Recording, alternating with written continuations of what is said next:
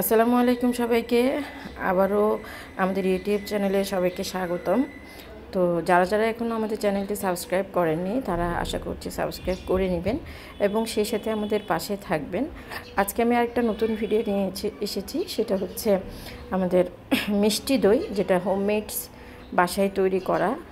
তো যেহেতু আমরা হোমমেড ফুডস নিয়ে কাজ করছি, সেই হিসেবে আমাদের সব কিছুই মোটামুটি বাসায় তৈরি করি আমরা। তো এটা হচ্ছে 1 লিটার দুধ। 1 লিটার দুধকে আমি এখানে হাফ লিটার করে নিয়েছি জাল করে। এরপরে আমি এখানে মিষ্টিটা সম্পূর্ণ আপনার নিজের উপর। তারপর আমি এখানে আমার যতটুকু প্রয়োজন আমি ততটুকু দিয়েছি। এখানে 1/4 কাপ চিনিকে আমি একেবারে ক্যারামেলাইজ করে নিচ্ছি। তো এখানে ক্যারামেল করার জন্য আমাকে একটু অপেক্ষা করতে হবে। তো দিয়ে দিচ্ছি, এখানে ক্যারামেল হয়ে গিয়েছে আমার। তো ক্যারামেলটা এমনভাবে করতে হবে যেন পুড়ে না যায়। তো ক্যারামেলের মধ্যে অল্প একটু দুধ দিয়ে প্রথমে আমি এটাকে ভালোভাবে মিশিয়ে নিব। আর এটা যখন আমি এখানে দুধ দিব তখন কিন্তু চিনির সরটা নিচে বসে যাবে। তো এটাতে চিন্তার কোনো কারণ নেই, এটা আস্তে আস্তে যখন গরম হবে তখন মেল্ট হয়ে যাবে।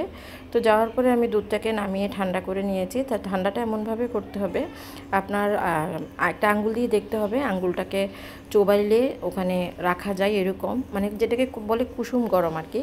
তো এরকম কুসুম গরম থাকা অবস্থায় এখানে আমি 1 কাপ দইকে পানি ঝরিয়ে, 1 কাপ টক দই নিয়েছি, টক দইকে পানি ঝরিয়ে আমি এখানে দুধের সাথে মিশিয়ে দিয়েছি। তো দেওয়ার পরে যেই পাতিলে আমি দইটা বসাবো, তো সেই পাতিলটাকে ভালোভাবে পরিষ্কার করে নিয়েছি এবং হচ্ছে সেই দুধটা, টক দই মিক্স করা দুধটা আমি ঢেলে দিচ্ছি। তো আমি ওভেনটাকে প্রিহিট করে রেখেছিলাম প্রথমে। তো ওভেনটাকে প্রিহিট করে রেখে আমি একটা ফয়েল দিয়ে ভালোভাবে দুধটাকে ঢেকে দিয়ে যেন বাইরের কোনো বাতাস লাগতে না পারে, ওভাবে আমি এটা ওভারনাইট ওভেনের মধ্যেই রেখে দিয়েছি। তো ওভেনের মধ্যে যখন আমি এটা দিব তখন আরেকটু আমি ওভেনটা চালিয়ে রেখেছিলাম 29 সেকেন্ড মতো। তো ওইটা ওভাবেই ওখানে রেখে দিয়েছিলাম।